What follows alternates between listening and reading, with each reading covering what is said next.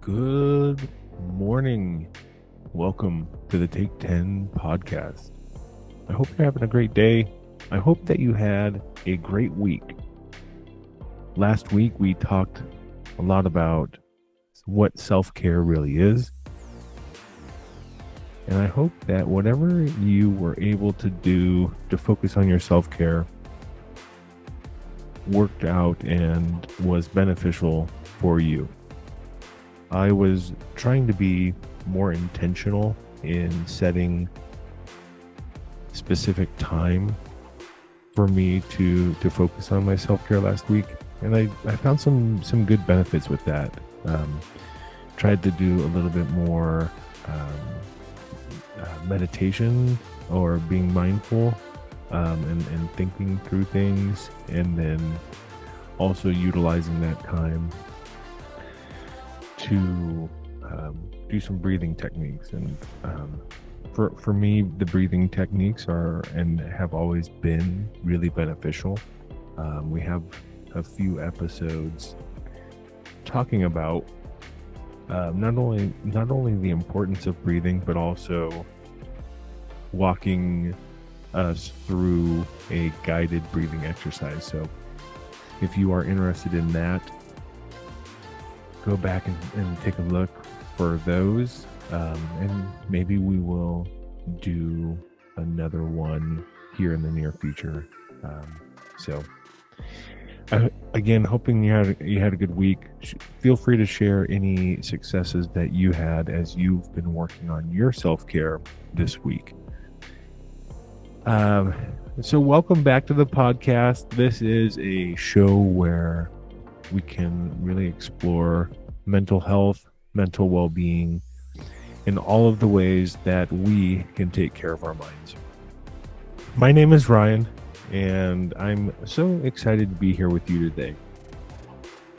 Our episode today is one that I think is a crucial topic, and that is the role of support systems in mental health. And I really like this episode or this topic because whether you are experiencing a mental health condition yourself, or if you are wanting to help somebody who is going through one, the information here is going to be beneficial for each of you. And so with that, let us go ahead and jump into our topic this morning. Support systems really encompass the network of people and resources that provide emotional, practical, and social assistance. A support system plays a vital role in maintaining and improving our mental well-being, whether you have a mental health condition or not. And these support systems can be personal or professional. Personal would be things like friends and family and the community that you live, work, and engage in. And then on the professional side, those things would be things like therapists and actual support groups, where you're meeting with a group of people on a consistent basis. Support systems are really essential in dealing with mental health because they provide emotional, practical, and social reinforcement that can help individuals cope with the challenges that they're going through. And here are why support groups are important and why they matter. First, they provide emotional support and they provide validation. Having friends or family or even a community that you can talk to can help people feel understood and help people feel less alone. Simply knowing that somebody cares can reduce feelings of isolation, which is a significant factor in especially those mental health conditions like depression and anxiety. 2, support systems can encourage or they can provide encouragement, and they can also provide motivation. When we're interacting with supportive people, they can help encourage positive behaviors, such as seeking therapy, engaging in self care, or helping somebody pursue goals that improve their well being.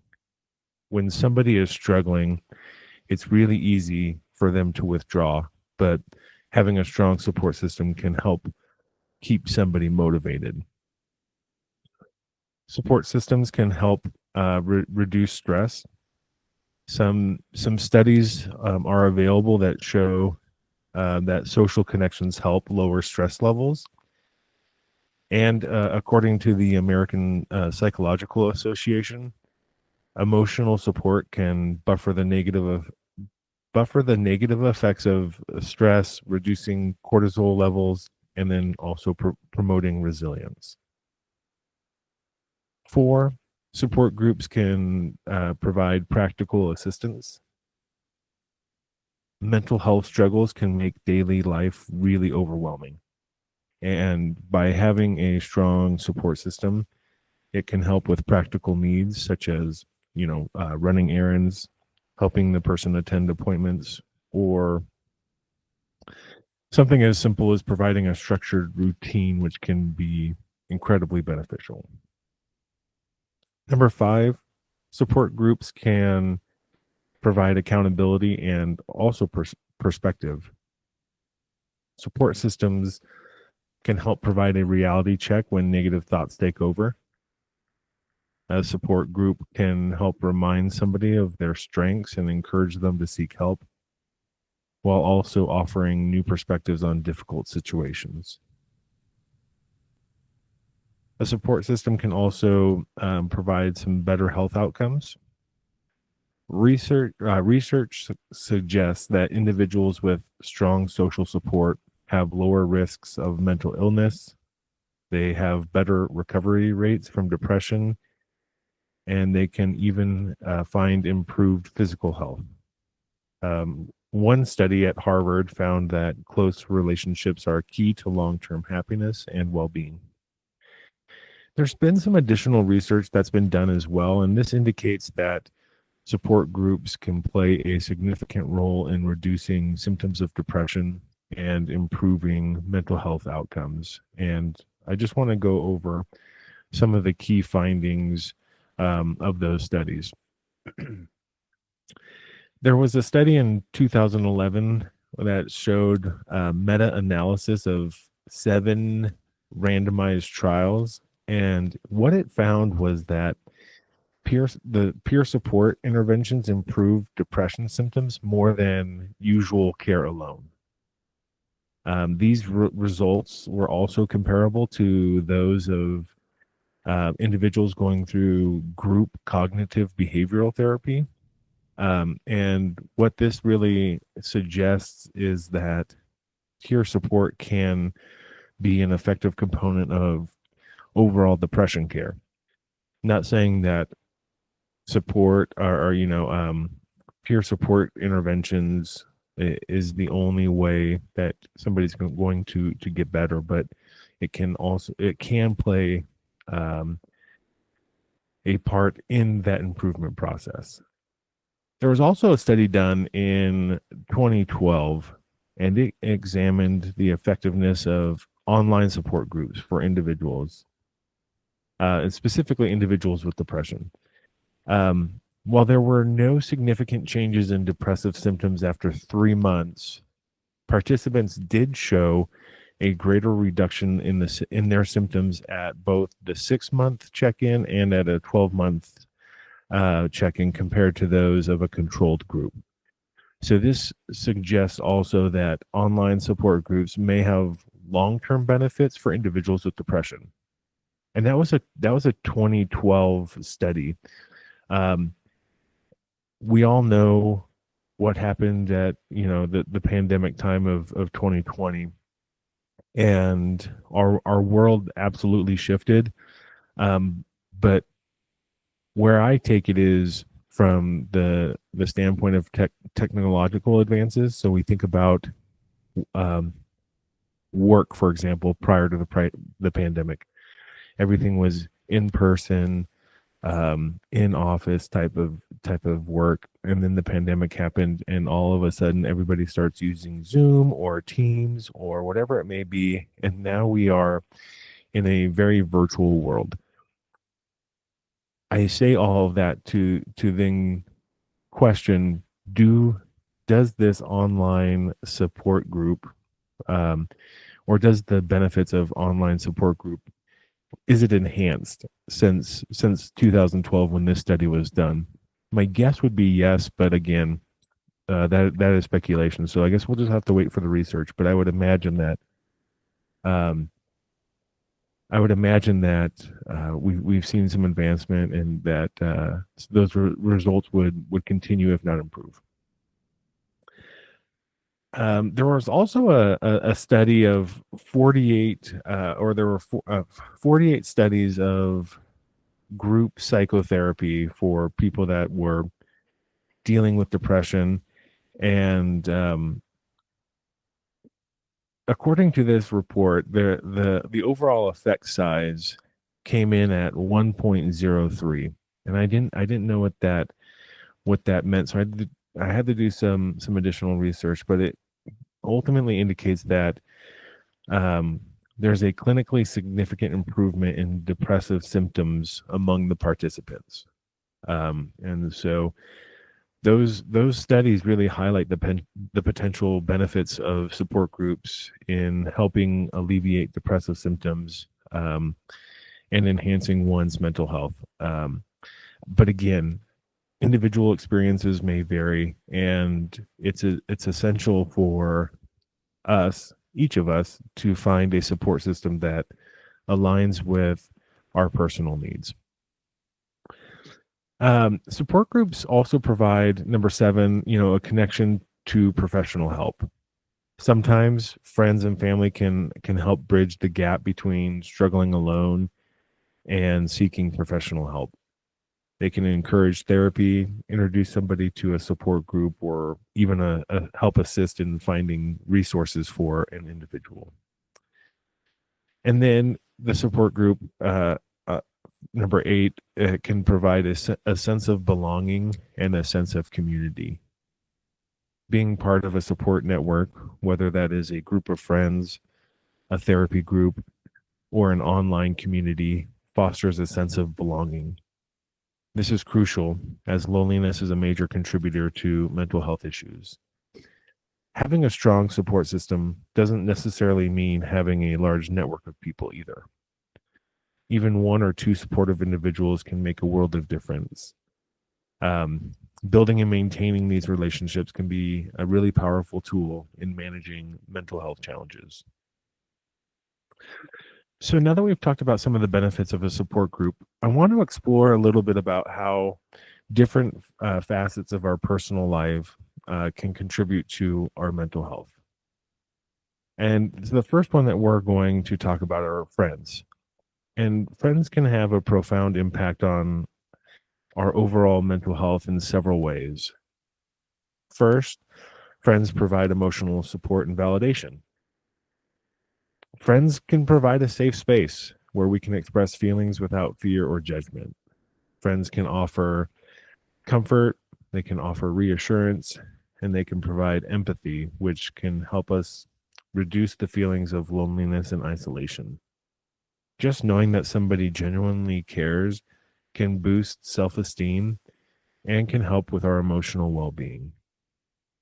Friends can also help, number 2, reduce our stress and our anxiety. There's been work done that shows that social connections help lower stress, and they also, when our stress is reduced, it really is improving the cortisol levels. Spending time with friends can also serve as a healthy distraction from worries, reducing overall anxiety levels. If you think back to a time where you may have some additional stress and or anxiety, can you think about a time where you spent time with a friend or a family member, and for the time that you are with that person, your worries kind of fade away. Think about how nice that is. Friends can provide laughter, they can provide social bonding, which releases endorphins. And when endorphins are released in your body, it naturally enhances your mood. Friends can also encourage healthy behaviors. They can encourage positive lifestyle choices like getting exercise, proper sleep, and balanced nutrition, all of which can impact our overall mental well being. Friends can also hold us accountable for making sure that we are taking care of ourselves and or going to our therapy appointments. And they can also provide a reminder for each other to take breaks so that we can avoid burnout. Friends can also provide a sense of belonging. Having strong friendships creates a sense of connection and belonging, which is crucial for emotional stability. When we feel included and valued in a social circle, it can help combat depression and increase just our overall life satisfaction. Number five, friends can offer perspective and advice when needed. Friends can provide different viewpoints. They can help reframe thoughts in a more constructive way, and they can offer practical advice and solutions when we may be facing a difficult situation. When this happens, it um, prevents us from feeling stuck or overwhelmed. Number six, friends can help identify mental health concerns. Um, Having a good friend group or social connection with a few individuals um, is wonderful for so many reasons, but they can notice changes in behavior and mood and or habits that may indicate a mental health struggle. If you are around somebody for so long, you begin to understand what that person or how that person is on average. And when they deviate from that average, those friends can notice those changes, and they can encourage you to seek professional help if necessary, and they can also offer support throughout the process. Friend groups can Number seven, friend groups can also reduce the risk of mental health issues. Um, in 2018, there was a study done at the Harvard University, and it found that strong social ties were linked to lower risks of depression and anxiety. So, people with close friendships tend to recover faster from mental health challenges compared to those who self-identify as feeling isolated. All in all, friendships really act as a crucial support system. They can help people navigate life's challenges, celebrate victories, and find comfort during difficult times. Investing in meaningful friendships is an essential part of maintaining good mental health. So, as we think about our social connections and our social circle, think about what you are doing to add to that so that you can have a strong support group who will be there for you no matter what. Number two, let's talk a little bit about family. Family, just like friendships, plays a crucial role in shaping mental health by providing emotional, practical, and social support. Having a strong, supportive family can enhance resilience, reduce stress, and promote overall well being. And here's how family can really help impact our mental well being. Number one, family provides emotional support and stability. Family members can offer love, they can offer encouragement, and they can offer reassurance, which builds emotional security. As individuals, knowing there is someone to turn to during difficult times can help reduce feelings of isolation and loneliness. Two, family can help with early recognition of mental health struggles. Just like a strong support group of friends, families are often one of the first to notice changes in behavior, mood, or daily functioning, because especially when you are in your youth, or if you have kids in their youth, you are with them all the time. And so when you begin to notice changes, you are with them. eh, Let me backtrack. You are with them all the time. And when they start deviating from the norm, you are the first one to notice that. And then when you notice that, as a family member, we can encourage seeking professional help if needed. We can offer support, and we can help remove barriers to getting the treatment, whatever that may look like, that our family members need. Number three, family members can help teach healthy coping mechanisms. Um, family family dynamics, whether that's good or bad, shape how individuals handle stress, how we handle emotions, and how we handle adversity. Um, Positive role models in the family can encourage healthy communication. They can encourage good conflict resolution and the ability to emotionally regulate. Sometimes we don't have the option of what kind of family dynamics that we came up with. But as you're listening to this podcast, I would encourage you to think about what kind of family dynamics you can create, whatever that looks like within your family, whether you have kids or not, or where you're at in your life. You can take action to create a family dynamic, that is helping somebody handle stress and their emotions and to meet adversity, or you can not. Obviously, the the the right recommendation, from my standpoint, is that you do create that dynamic where you're a positive role model in the family and you can encourage communication, conflict resolution, and emotional regulation. Number four, family can provide practical and financial support if needed. During difficult times, families may provide assistance with daily responsibilities such as childcare, transportation, or financial support.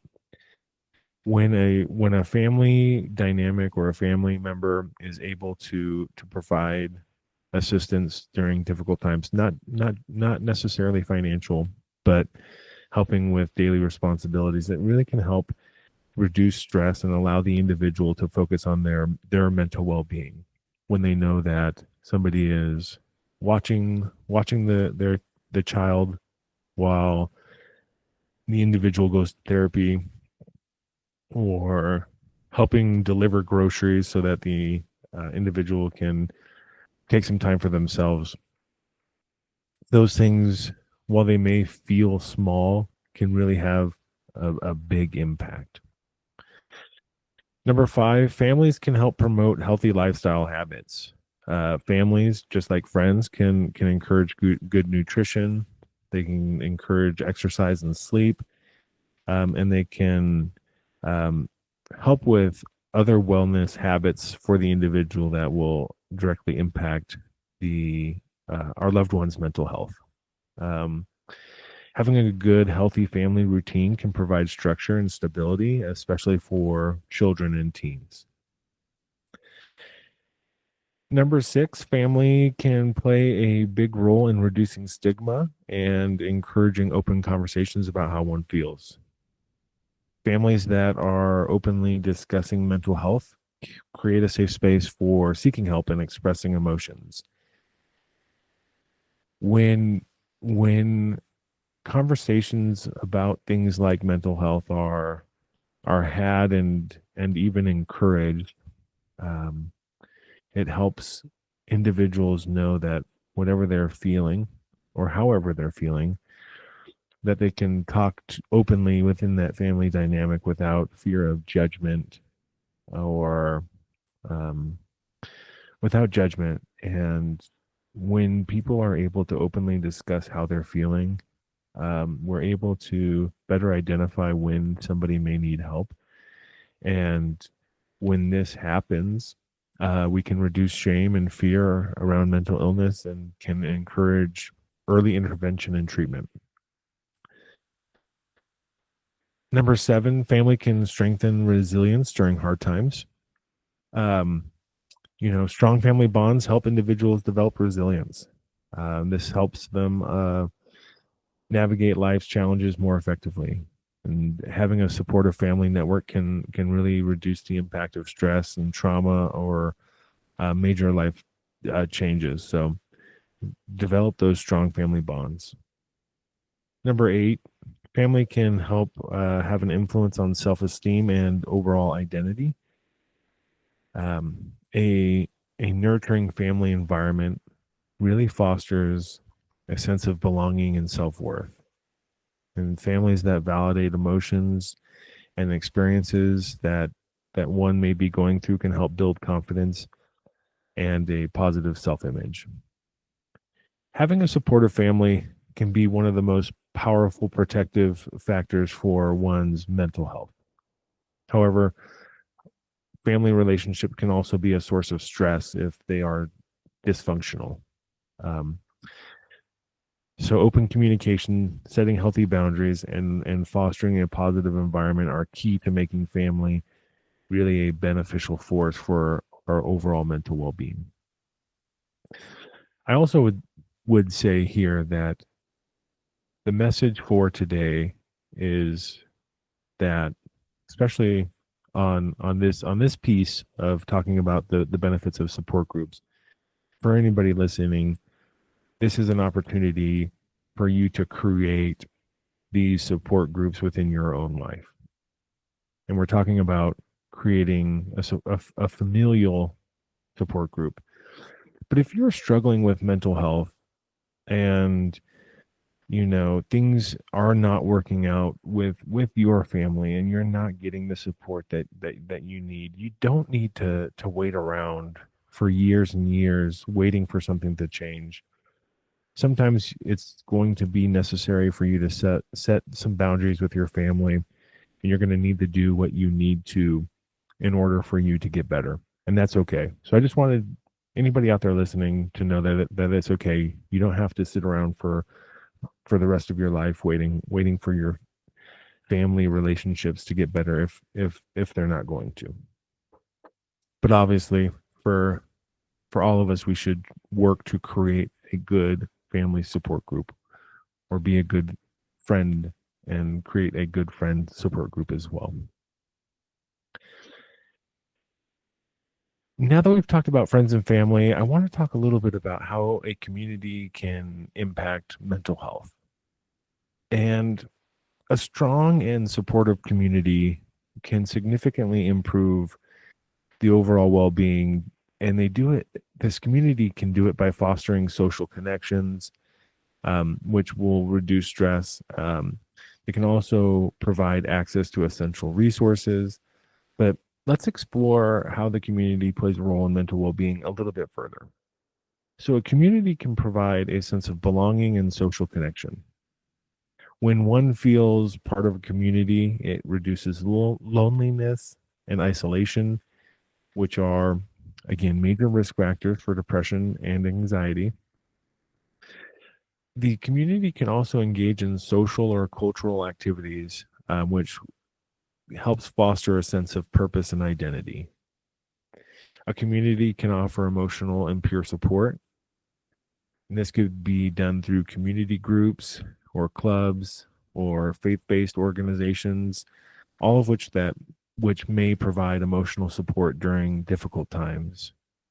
When we know that there are others that share a similar experience to us, that can really reduce feelings of isolation and offer comfort.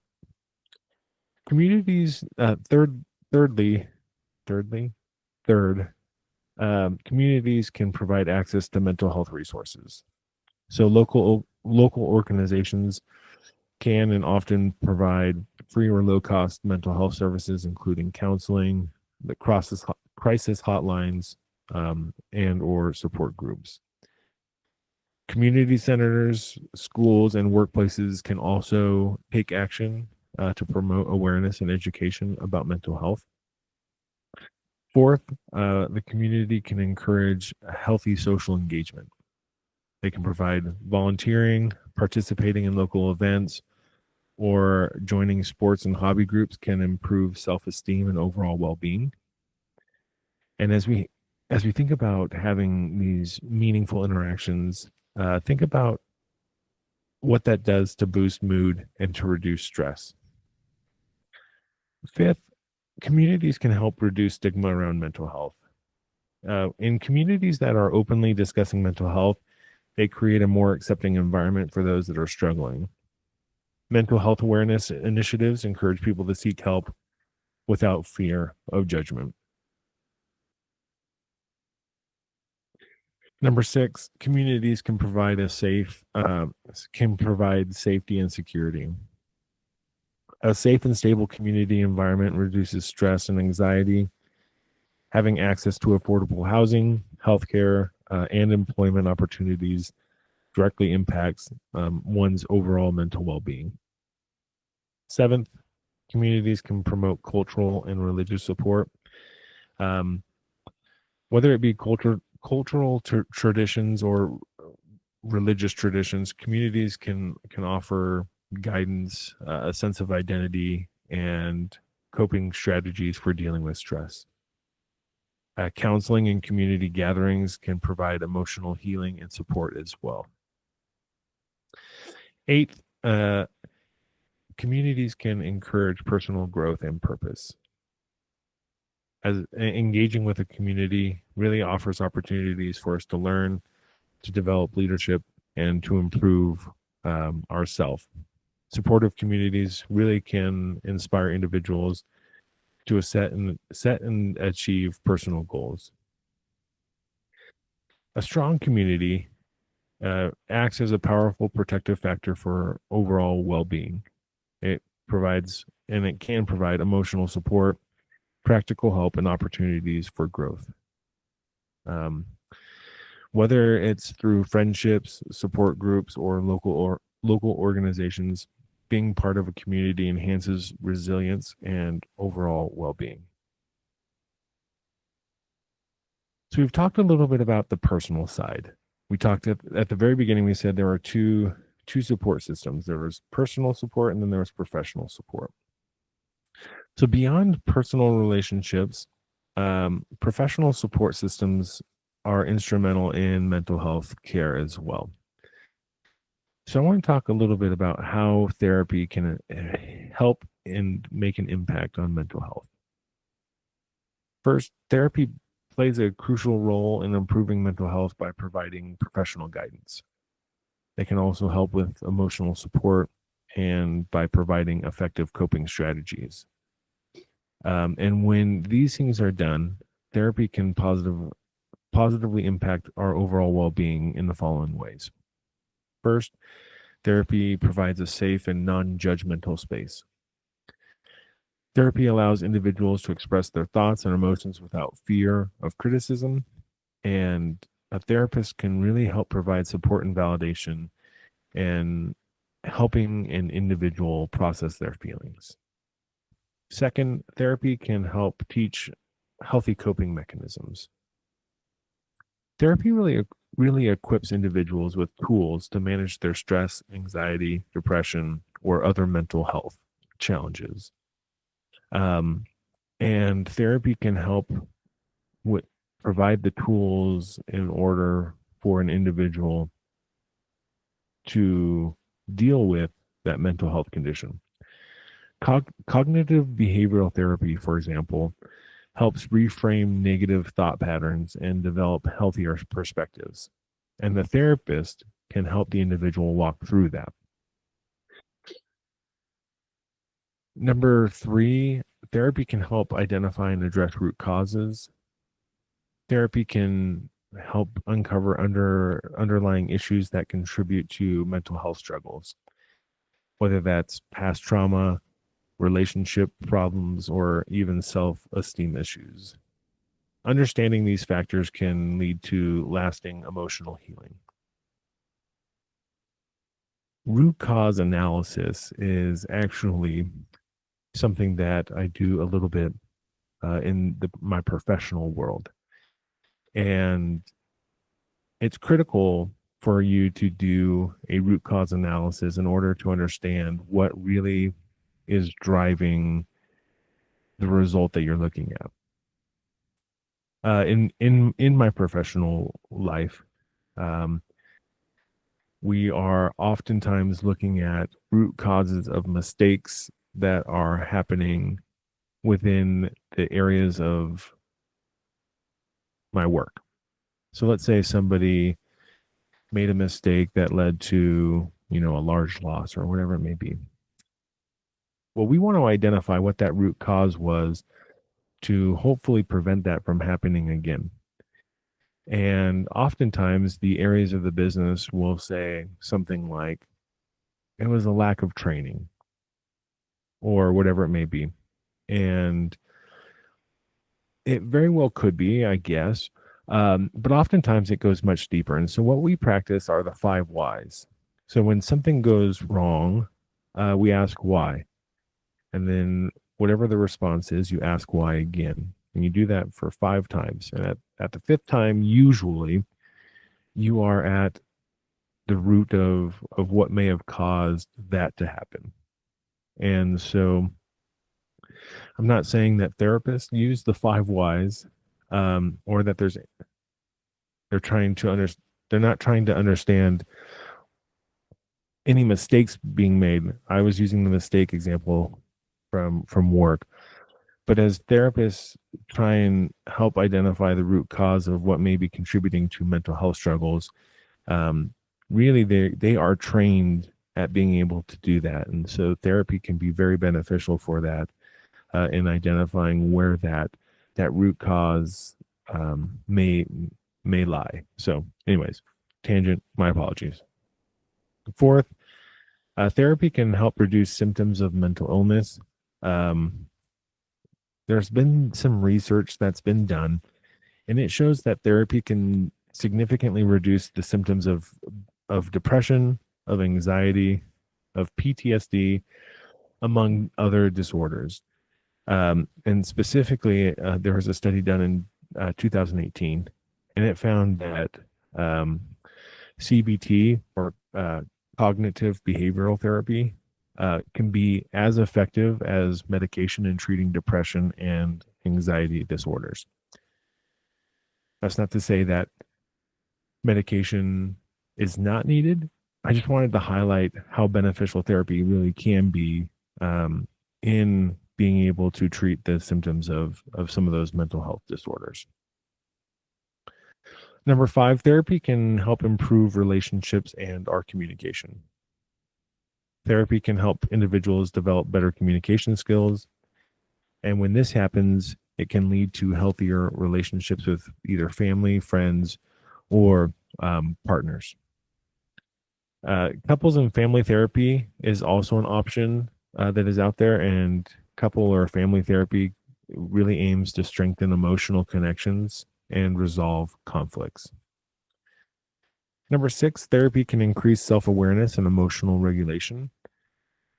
And this is because therapy encourages self-reflection, which helps individuals recognize harmful patterns and develop better decision-making skills. It teaches emotional regulation, and it can reduce impulsivity and emotional distress. 7th, therapy can encourage personal growth. When we're seeing a therapist, the therapist really is trying to foster self-improvement and personal development. And when this happens, it leads to an increased confidence and self-esteem in the individual that's in therapy. When this happens, it can also build resilience. And when people have a stronger resilience, it allows individuals to better navigate the challenges that life faces.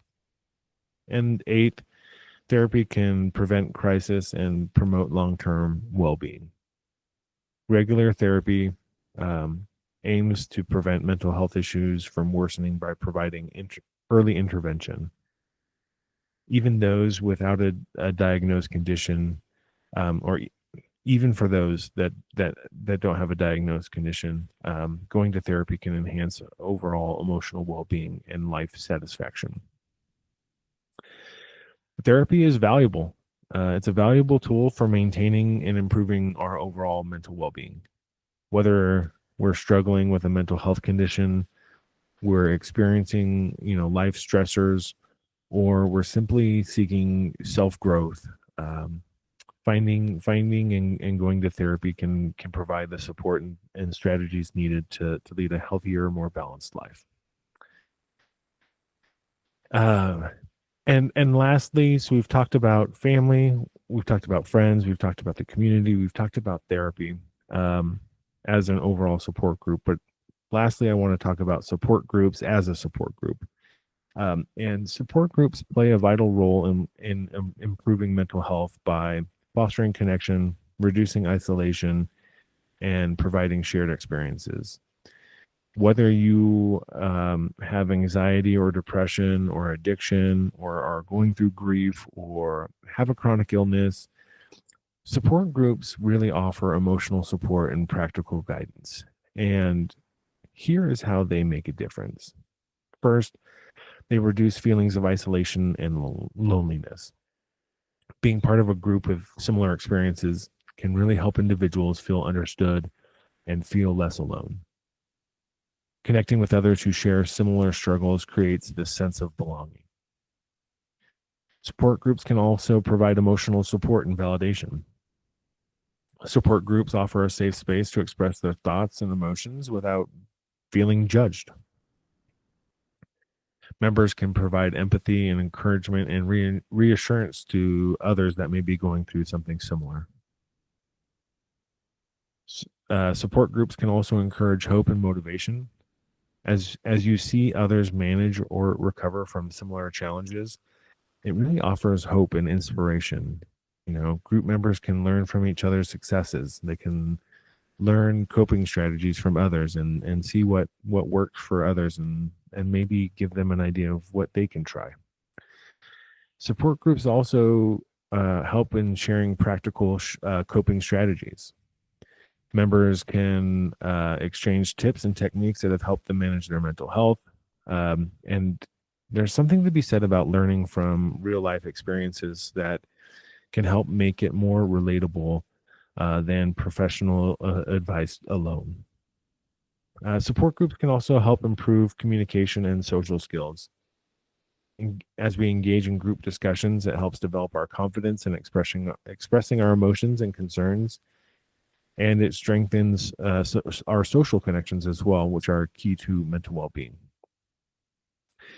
One of the things that I initially really struggled with after Alex had passed was not fully understanding my emotions and then being able to communicate it. But then, especially after he passed, we were living in Arizona, and we started coming up to Utah quite a bit. And my parents hold like a support group the first Thursday. I hope that's right. The first Thursday of every month.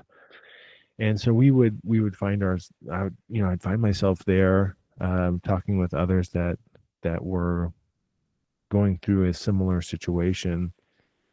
And at first it was pretty uncomfortable, but then I got a little bit more comfortable in sharing kind of what my thoughts were, how I was feeling. And so I just share that, I guess, for tip number 5 of how a support group can help improve communication and social skills. I feel better prepared to share how I'm feeling and how things are impacting me. And then obviously, as others are sharing this as well, I feel better connected to them. And knowing that there's a social connection through the support group, which is really beneficial. All right, apologies. Moving on. 6, Support groups can help reduce stigma. It can also encourage openness. Um, Support groups really have helped me normalize discussions about mental health, reducing shame and stigma. Members can feel more comfortable seeking professional help when needed, because they feel more normal in having these conversations. They may be more likely to seek professional help. Seventh, support groups provide accountability and they also provide encouragement. Regular meetings help individuals stay committed to their mental health goals.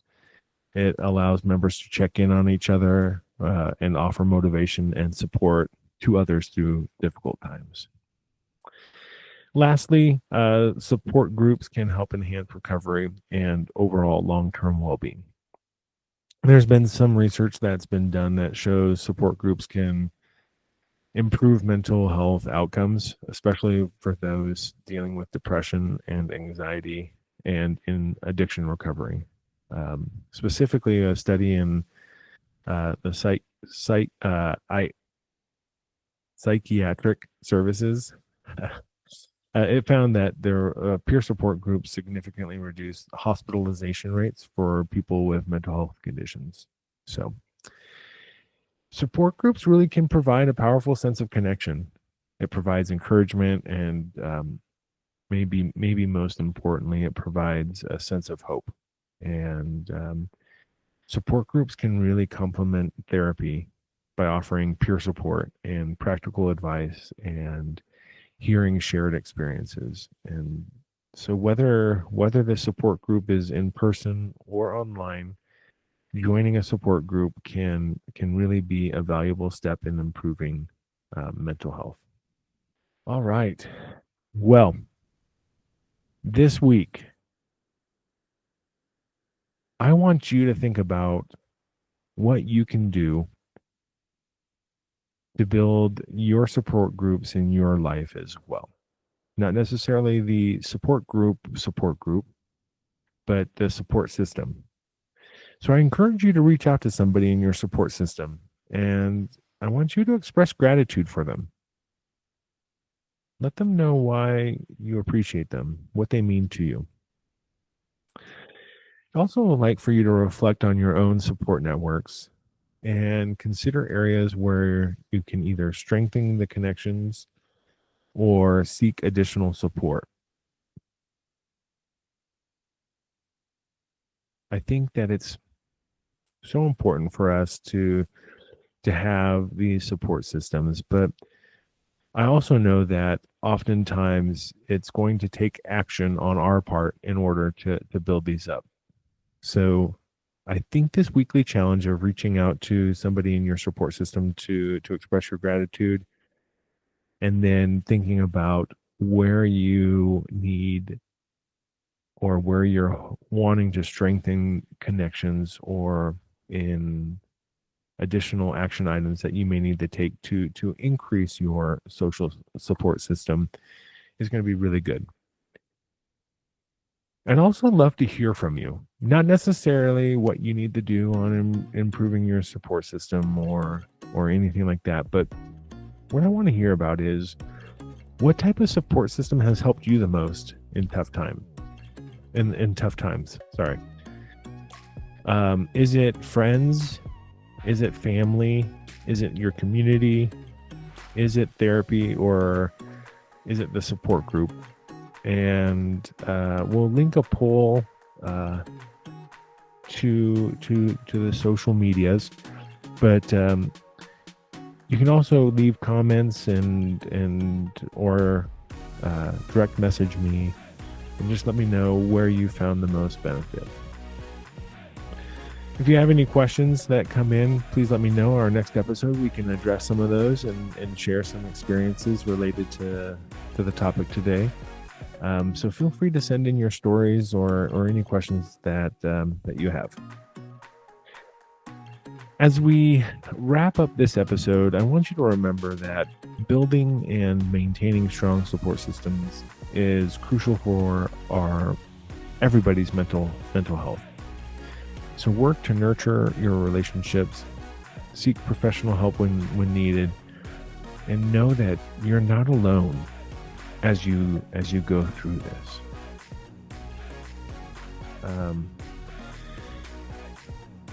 We may feel like there is so much work to do to see the improvement in ourselves and in others' improvement, or in the community that we live and work in. But that change starts with small and simple actions. And maybe this week it's seeking to increase your support system. Maybe it's choosing to be a little bit kinder to a stranger. Maybe it's doing an act of service for somebody else. Maybe it's doing something kind for yourself. But as we make these little, small and simple acts and changes, that ripple effect will really begin to expand. It may not happen immediately. It may not be today. It may not be tomorrow. But over time, we will see the changes of you doing good. And so as you think about what you're going to do today, my challenge, as always, is that you choose to do, to be, and to inspire good in all that you do. Good night.